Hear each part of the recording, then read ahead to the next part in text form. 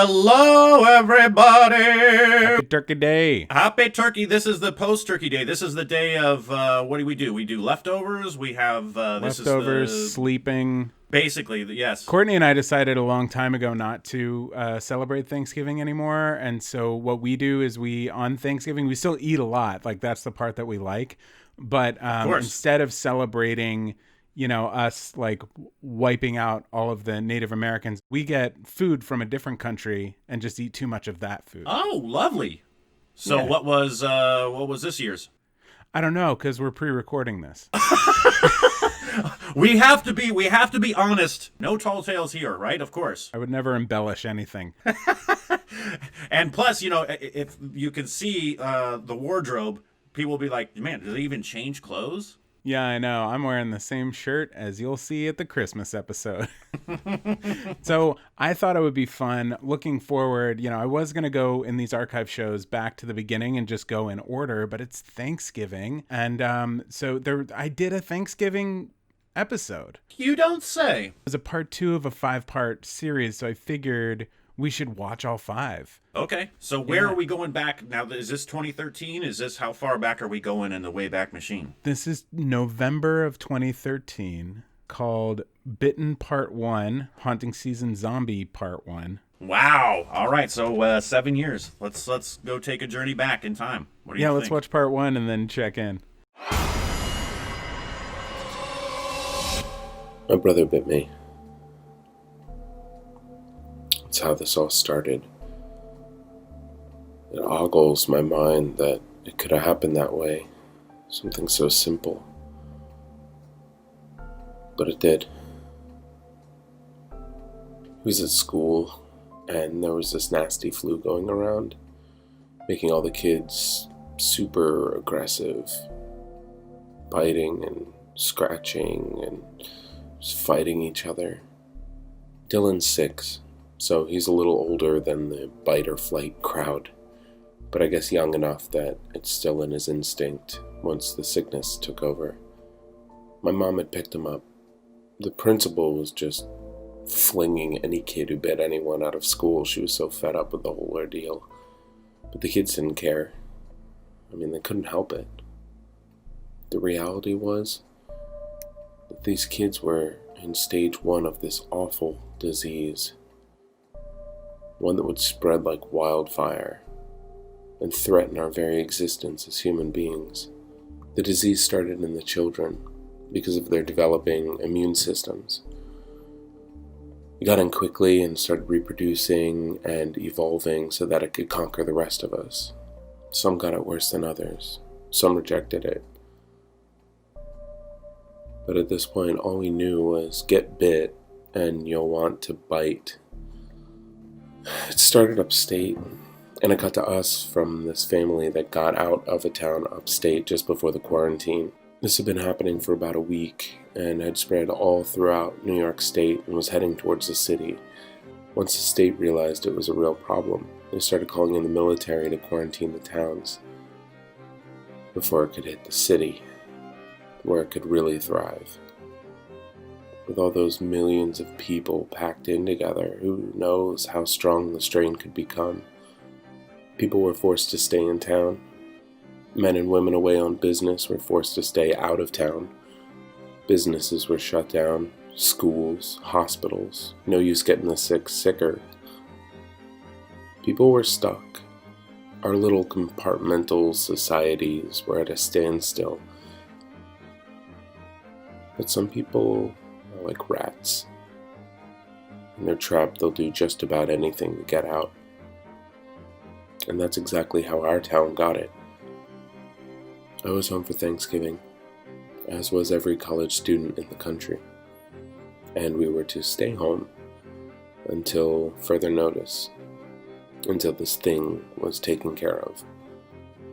Which made me super anxious, because I had just landed my first serious girlfriend in 2 years. And I didn't want her to forget about me. But I also didn't want to text her too much. I had to play it cool. Most of our conversations were just thinking of you. Huh. Me too. Well, about you, I mean. LOL, come visit me. I don't have a car. I miss you. I miss you too. And then nothing. Why do I suck so bad at this? I needed to talk to her on the phone. But right then my mom got home with Dylan and sent him to his room. Or our room. Great. I resented my parents for making me share a room. But after college, who could blame them? And my old room was turned into an office so my mom could become a photographer again. Now that parenting was settling down, she could have her life back. But in this moment, I was furious. I asked her, can't you just put him anywhere? Anywhere but here?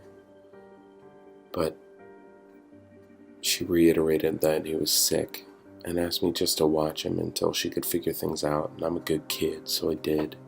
I watched him as he snarled his teeth at me, squished his back into a corner, and got really angry at his ears. Like there's invisible bugs flying around them. I tried to talk to him, to soothe him, to try and get him into bed so he could rest, and that's when he bit me hard on the forearm, breaking skin. And that's when my story started. Can I call you Josh Dradamus? What the heck? 2013? There's words there, buzzwords that would have seemed so foreign. Quarantine, school shutting down. Yeah, it's frighteningly reminiscent. And now, of course, I have to ask, is this based on a true story? There are always elements of truth in my stories. We are just learning about what happens when you get bit. Yeah, there's 4 more parts to this. I obviously had a cold, but because of the way I was shooting the show, it was weekly, you know, like I've mentioned this a couple of times. You can't cancel.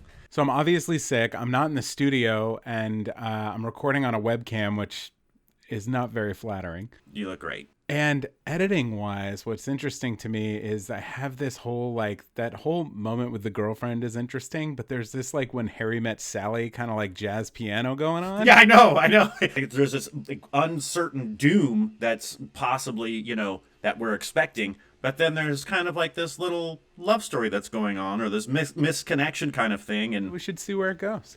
Okay. And this one is called Worst Thanksgiving Ever. Which is why we chose it for this week. After I got bit, things started to change rapidly. I remember dinner that night was weird. I was so hungry. So was Dylan. We both ate a tremendous amount. My parents were confused and got upset with us because we didn't want any bread or any salad or any potatoes. We just wanted steak. Tons of steak. After dinner, Dylan got sent to his room as per Dad's request, and I got questioned about his behavior and mine. I didn't tell them about the bite.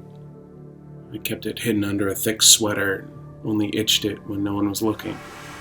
I didn't mind sharing my room anymore. Dylan was much more docile, which I now know is because he infected me with his bite, and the pheromones that my body was secreting were saying, one of us. We went to bed, hopeful for tomorrow, because tomorrow was Thanksgiving, and we could eat a whole lot of turkey.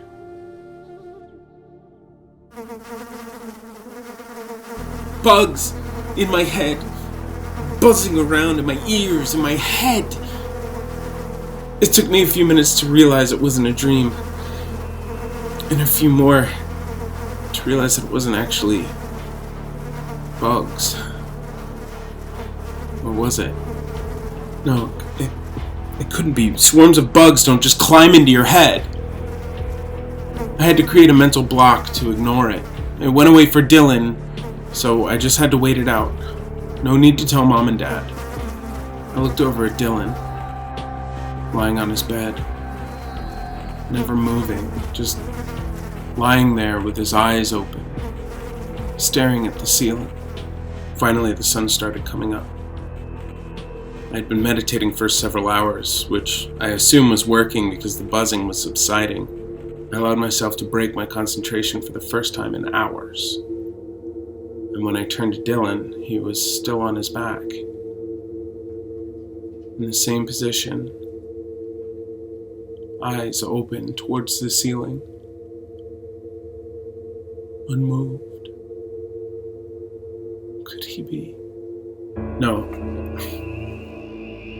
I'm sure it's just some weird side effect or something. I inched closer to him, afraid to touch him, afraid of what I might learn as the early morning turkey smells began to seep their way under the door. My stomach grumbled. My mouth was wet. How could I be hungry already? One step away from the bed where Dylan laid, I paused to say a small prayer. Please, God, don't let him be dead. And I reached out my hand to his small, lifeless body. Ice cold. Dead as a doornail, as they say. Oh, no. No. It couldn't be. I was awake all night. How could I miss something like this? I pushed him. Nothing. I pushed him again. Nothing. I punched him. Fuck you, Dylan. Nothing. What am I supposed to tell Mom and Dad? I beat on his chest and I shook him and I held him. Nothing. Nothing. I was in shock. Just sitting there when my mom knocked on the door. Matt! Family's gonna be here soon. Gotta get up. Okay. I spoke automatically. And I sat there, panicking. I sat there and listened as family member after family member arrived. Sat there for 3 reminders from Mom. Sat there until the smell of the turkey was so unbearable that all I could think of was eating. It took over my brain. Every single ounce of my being was focused on food, protein, turkey. So much so that I completely forgot about Dylan. Forgot to even shut the door or change out of my pajamas. I just went straight for the kitchen, where the family was sharing a glass of wine and gawking over the size of the bird that my dad had just placed on the countertop. Time to make the gravy, he chimed, like a perfectly timed holiday cuckoo clock. There was a crash somewhere behind me, but I ignored it. I entered the room. I needed that bird. I had to have turkey. Where's Dylan? My aunt asked. Bed, I said truthfully and efficiently, making my way towards the turkey. Oh, I'll get him up. It's turkey day. That word. Turkey. It was like an explosion of pleasure in my ears. Turkey. Turkey. I wanted to rip it apart with my teeth. I wanted to burn my tongue on its hot skin as I tore out its bones and snapped them between my molars. I wanted to destroy it. But I never got close enough for even just a taste before I heard my aunt screaming from the bedroom. Wine glasses dropped as we all ran like a stampede for the back room where Dylan was no longer lying on his back, but straddling my fat aunt and feasting on her face.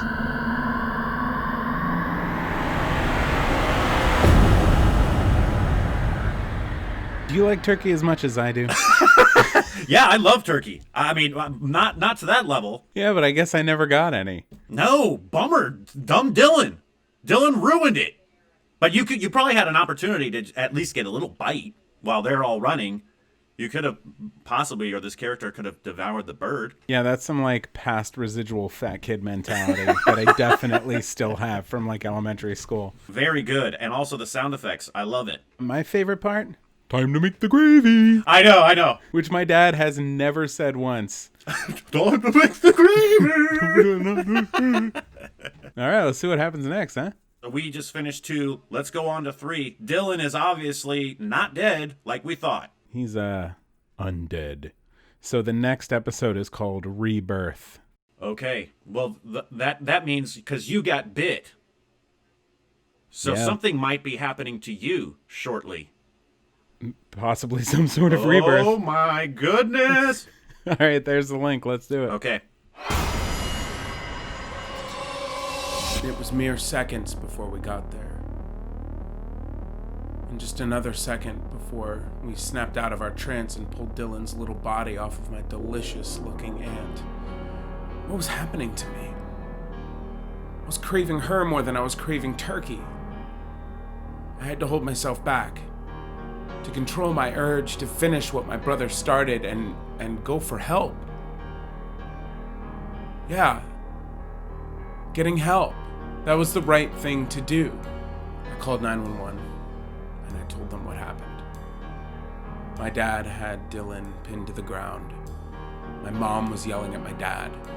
My aunt was crying and screaming, and my little cousins were hiding in the other room, but I was standing in the kitchen, eating turkey, until the ambulance arrived and took Aunt Kathy to the hospital, and the police came and took my brother to the jail. They decided that my brother was too dangerous to be sent to a hospital, and that since it was most likely a mental condition, that whomever they could find to analyze him could do it safely in the Justice Department building. That's what they told us anyway. What I found out later was that this had happened to 20 or 30 other homes that night, and the police were just taking them in for quarantine. This is the point where I should have said something about my own condition, but I didn't. I went to my room because I was feeling tired, and I fell into a deep sleep, and eventually died. I know I died because I didn't dream. Dreams have a specific feel to them where no matter how convinced you are that they're real, there's a little something on your shoulder saying, nope, didn't happen. But what I did see was real. Sweeping colorscapes, pulsating, rippling waves almost like a trampoline with billions of brightly colored marbles all over it. And the colors were infinitely different and beautiful. Shades and tones I had only caught glimpses of when I was a kid, and I used to push on both of my eyeballs until the colors came. At first it seemed random, like misfirings in my brain, like nerve endings exploding and the shrapnel joining the rest of the magnificent display. But then it all began to come together. My brain started to figure it out like a puzzle. I could see through the chaos and the colors, and the world around me was there. It was my house, but it was moving. Like I could see all the molecules and the atoms that made up everything around me. I'd passed away on my side, so all I could see was the inside of my room, Dylan's empty bed, the door to my room, my desk, all dancing for me like a Van Gogh painting come to life. And then, right as the sun started to peek through the window into the room, causing the billions of colors to turn to trillions of colors, I began to drift ever so slowly into the room, like a perfect camera movement, just perfectly smooth, floating. I looked right, I looked left, I looked down. I didn't seem to have any physical presence at all. I was just sight. What's happening? A surge of electricity. The only thing I actually felt that night. And then the colors fade as I'm sucked back into my dead body, back to the muted, ugly colors of our world's sunrise, back into the miserable body that I am doomed to walk this earth in as I take my first breath in over 8 hours. The parasite inside me has reprogrammed me for its own purposes. There's no fighting it now. It's time for protein. I'm hungry. And I know exactly who I'm going for first. The turkey. Obviously. So vivid. Did you ever press on your eyeballs like that? When you're a kid and you just press and you get to see like all sorts of different colors and whatnot. Yeah, you get like the kaleidoscope. Yeah. I used to love doing that. I did that and also a lot of LSD. Possibly the same effect. Just for about several hours, 6 to 8 hours. Oh, now here's another thing. So Dylan, you saw that he had passed, he was dead, and then you went down. You're like, oh my god, I got to get turkey. But did he look dead? And then when he came downstairs to devour your aunt, was he like, when you see zombies in the movies, it's like, or was he, here's my theory. When you first turn, there's no real difference. Like maybe you look a little cold or lifeless. Your blood isn't flowing anymore. So, maybe you're a little bit more blue, a little bit, that kind of look that a dead body has, that Kathy Koja was talking about before they're embalmed. Mm-hmm. But then eventually the blood, because it's not flowing, would pool. And so the ankles and the wrists would swell up and get like bulbous, right? And so they would have a harder time like reaching for you. So it would really be like, the mouth is the most dangerous part because it would be harder. Their arms and their, if you ever spin your arms when you're a kid and all the blood goes to your fingers and they feel heavy. Yeah. It'd be like that. So that's why they would be a little bit slower to walk and a little bit harder to reach and grab you. All right. But it would probably be several days before you started to significantly really see it change. Okay. All right. The next one is called Feast. And this is number 4. Number 4. Here we go. First, I ate my dad. I attacked him in his sleep when he was most vulnerable. Much of my brain was still working, so I knew he would pose a threat if he was awake. I pushed a pillow over his face. I cut his neck with a serrated bread knife. The hot blood drove me mad, and I instantly began grabbing at him, pulling skin and flesh away from his gaping wound. My mother woke up just in time to see my first real bite, shoving my face into my now still father's throat. She screamed her last scream as I grabbed her top and bottom jaw with my bloody hands, and I jerked her left and right over and over until she stopped moving, until she was still. I feasted. In one sitting, I ate my father's neck and chest, leaving nothing but clearly picked bones, surrounded by skin and muscle, like an explosion had happened.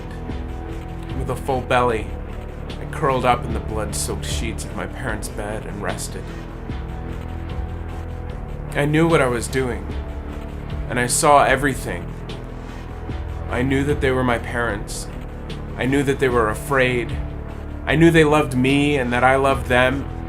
But the parasite, the little thing in my brain that had killed me the night before and had taken over my motor skills and left me helpless to do anything to stop it. I couldn't even close my eyes unless it wanted me to. I just had to watch. I didn't sleep. I just rested, hoping that it was over, but knowing that it wasn't, counting down the minutes until the thing needed more protein. And when it did, I was up, feasting again, pulling bit by bit off my dad like a soggy bread bowl after the soup is gone. I tried to block it out, to desensitize myself to the actions my body was forcing on me. But I couldn't.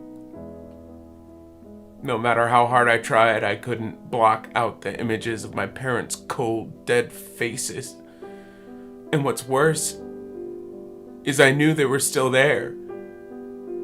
At least at first, drifting in the world of perfect colors. Like me, they must quickly be adjusting to see the new world around them, to see the brilliant shadow of my body eating theirs, which made what I was doing even more difficult to stomach. I wished for death, prayed for death, but it would not come. While I rested, I daydreamed of SWAT teams coming in and sniping me in the head with their laser-guided rifles. But they never came. And again, worse than ever was knowing that there was an afterworld. That even through death, I would have a consciousness.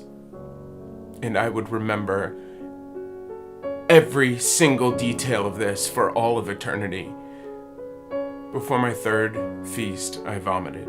No blood, no flesh came out, just a hard black ball covered in mucus. The waste for what the parasite no longer needed to keep my body running. This process went on for what felt like forever. Eating, resting, puking, until eventually I'd picked my father's bones clean, even up to his face.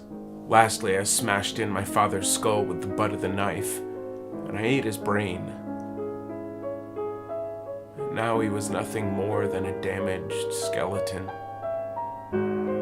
After resting and purging, I moved on to my mother. But about a week had gone by and she was beginning to turn. The parasite did not like this. I peeled her open for a taste, but the smell was revolting. There was no way we were going to ingest this spoiled protein. We needed fresh meat. Just then there was a noise outside. Movement. For the first time in a week, there was something going on. Something happening. Something alive. Now was our chance to strike. I bolted for the front door, throwing it wide, and stepped out into the open air, ready for my meal. Great. The flesh-eating Brady Bunch. Your dad, right off the bat. It's interesting. It turns out that the mother is spared. Yeah. You know, it's almost like, you know, you don't kill the cat or you don't kill the dog, right? You know, there's like certain etiquette in movies. Yeah. You know, the mother was spared. And so she's going to turn. Sounds like she's in the process of turning, and you are not craving that meat, if you will. Yeah, waited too long. Went bad. Waited too long. And so then your father now, since he's nothing but now bone and like a destroyed skull, there's no chance of him coming. Oh, definitely not. And then were you ever possibly the character thinking like, because now he's devoured his dad's brains, time to make the gravy, because that might go good I'm with sure flesh. That will last in this character's mind for the rest of eternity. That is the scariest part of this story for me, is the idea that you're still conscious, you're still lucid. Yeah, you're aware that you have no control over this, and it's a wrongdoing. But yeah. you can't control this parasite that's just within you. To watch. All right, so here's the Resurrected. The conclusion. I stepped outside, hungry, famished. I wanted something fresh, something rubbery, filled with blood, something I could really sink my teeth into. My eyes weren't responding the way they used to. Ever since I died, things took longer for my body to adjust to. So, when I got outside, everything was just white. For a few seconds, all I could hear was yelling and loud noises. I could hear fire and stomping feet. Finally, my eyes focused, and I could see that all around me was just pure chaos. So many meals running every which way. Mrs. Ferguson looked delicious. She was just kneeling in her front lawn, holding her dead, uninteresting kid. So since she was the first real appetizing thing I saw, I made my way towards her, ignoring everything else around me. I was walking differently. I felt stiff. It had been a few days since I had eaten, and I had thrown up the waste that morning. My stomach was hungry, and the parasite needed protein to send control signals to my brain. Keep my energy up or I would start to rot. Mrs. Ferguson screamed as I hobbled towards her. I remember seeing a look in her eyes like it was all over. She closed her eyes, and she began to pray, clinging on to the limp body of her daughter as I got closer and closer and closer. And then two things happened. A tight feeling around my neck, something thin and metal closing in around it. I tried to turn around to see who it was, maybe catch a taste in the process, but they kept behind me, tightening the cord, taking physical control of my body.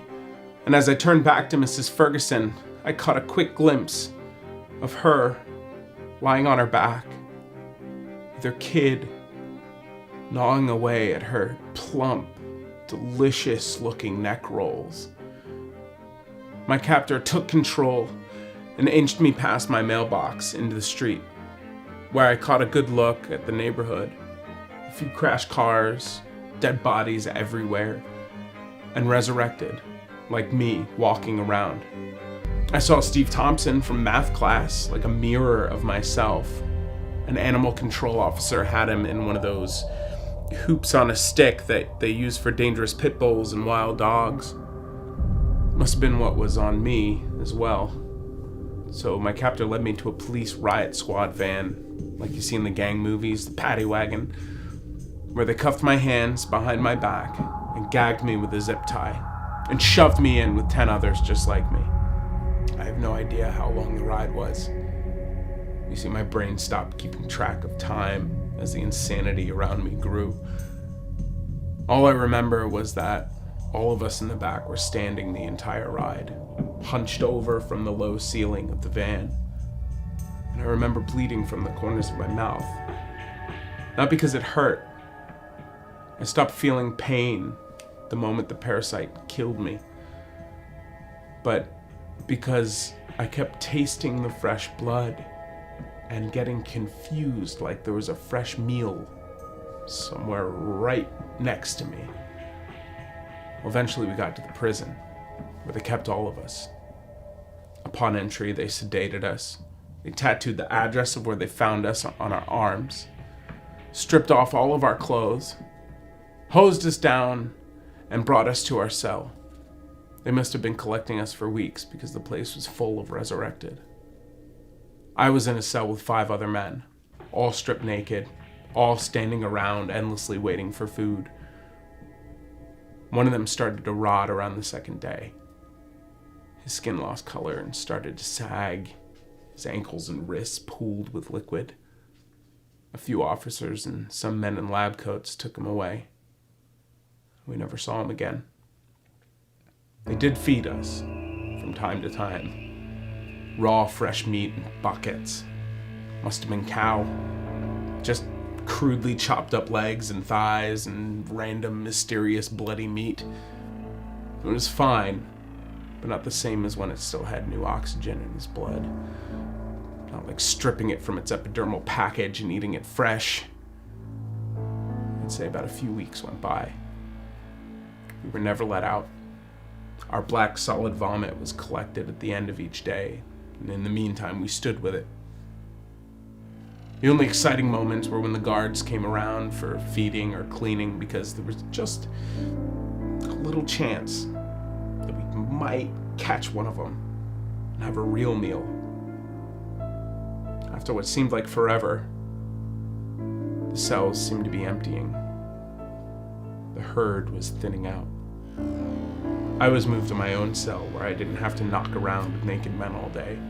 I was there for a while, standing, eating, puking, until one day the men in the lab coats came for me, cuffed me and zip-tied me and took me to a sterile-looking room, and they strapped me to a table, and they took blood, and then they attached an IV, which I watched until my eyes faded to black, and I died again. But this time there was no room for floaty exploration. Death, this time, was like a hot fever. My brain was boiling. I was in pain for the first time in who knows how long. As each part of my body reawakened, I could feel the damage that had been polluting my blood. I was there in the makeshift hospital for a long time. Long enough to make a full recovery.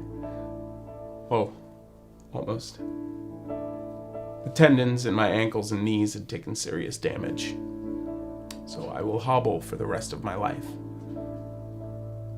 But small price to pay for having your life back, right? They found a cure. They killed the parasite, brought me back to life, and don't get me wrong, I'm very, very thankful. I just wish they could do something about these awful memories. Ooh. Haunted for the rest of your life with those memories of having to knock with other naked men. Well, I don't think that was the scary part. No, I like that line, though, after knocking around with all these naked men. But that's great. So then now you're completely... this has now taken over your entire mind for the rest of your life. You'll always have these memories of it's eating. trauma. Trauma's the real horror. That's great. And so then also vomiting. So there's no zombie stool. Correct. Oh, okay, so they just vomit In and out. And then once you now go back to amongst the living, now do you think the character will have again? Yeah. Do you think it'll have a regular, like a BM, or and then what kind of stool will that have? Will it be like, yeah, oh, I don't know. human. I don't know what was in that IV, but it seemed pretty healing. Pretty healing. Pretty healing. But lots of therapy, I'm sure, will follow this character throughout the rest of his life. Yeah, and what's interesting too is, like, since we're pre-taping this, there could be a vaccine for COVID at this point. We just don't know. Yeah, and we don't know if it'll fix people's pooping habits either.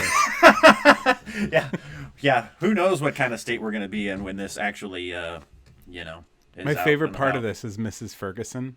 I love the neck rolls, the plump neck rolls. Plump, delicious neck rolls. It's like a throw to Monty Python. Like, yeah, she had very large hands. Yeah. Oh, what a brilliant story, though, Joshua. Brilliant story. Oh, yeah, it's fun. It's a lot darker and a lot gorier than I feel like most of the stuff that I write, which is really interesting. And considering this is like a year in, right? This is January 2014. So I'd been doing it for a year. A while, yeah. Cool. Stellar job. Well, that was fun. Yeah, great journey. Yeah, so happy Thanksgiving, happy upcoming holidays, and we'll see you next time. We'll see you next time.